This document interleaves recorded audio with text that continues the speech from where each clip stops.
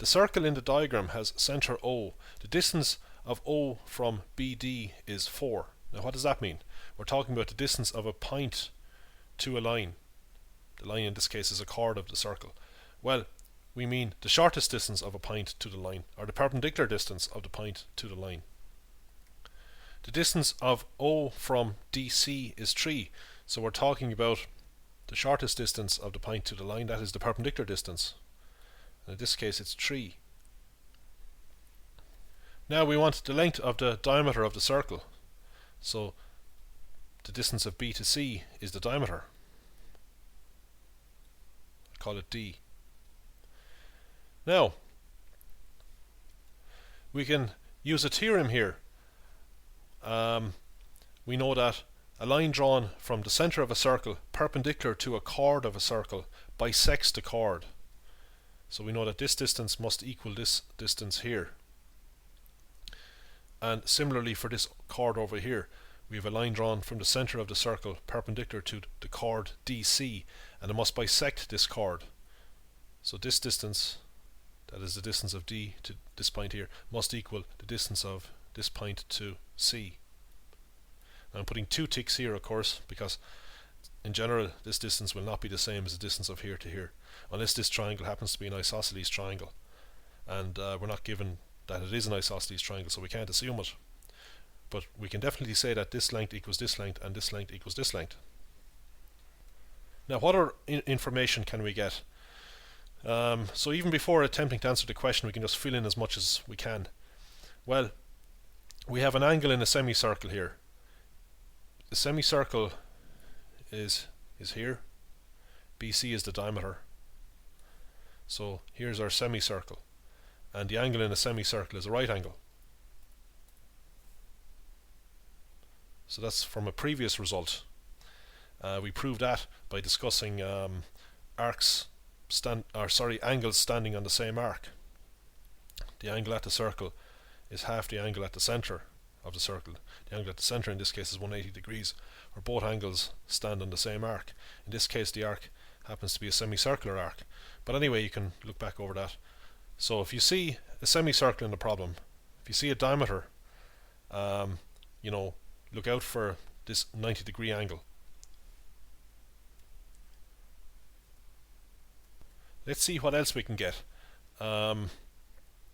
Okay, this angle here is right angled, because the one next to it is right angled, of course. And similarly here, we have another right angle. So we have this four-sided figure here, this quadrilateral. And what's so special about this quadrilateral? Well, 3 of its angles are 90 degrees. The 4 angles of a quadrilateral add up to 360 degrees. So the fourth angle here must be 90 degrees. So 90 plus 90 plus 90 plus 90 giving 360. If the angles in a quadrilateral are right angles, then the quadrilateral is a rectangle. So this shape here is a rectangle. And a rectangle, being a parallelogram, has the property that opposite sides are equal. So if this side is 3, then this here must be 3. And if this side is 4, then this side here must be 4. Opposite sides of a parallelogram are equal, and a rectangle is a parallelogram. So the distance from here to here is 3, but of course now we have the distance from here to here, because these two are the same, so this must be 3 as well. Similarly over here, distance from here to here is 4, then the distance from here to here is also 4.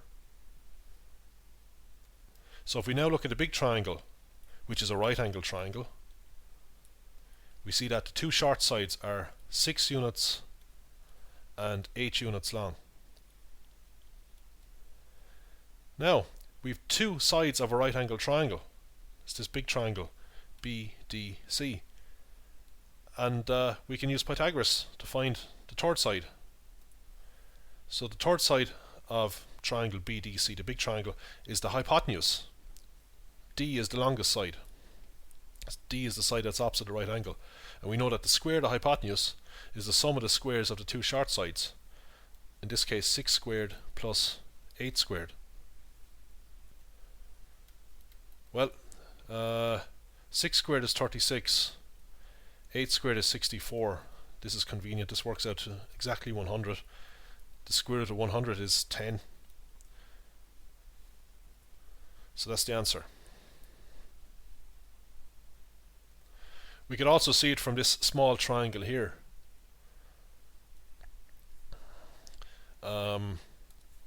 This is a right angle triangle. This side is 3, this side is 4. And if we want this distance here, it's the radius of the circle, it's actually 5. See, we have the famous 3, 4, 5 right angle triangle. And similarly here, of course, this is 3, this is 4, so this is 5. Of course, these have to be the same. The radii have to be the same. So if this is 5, then this is automatically 5. So the diameter will be 2 times 5, which is 10.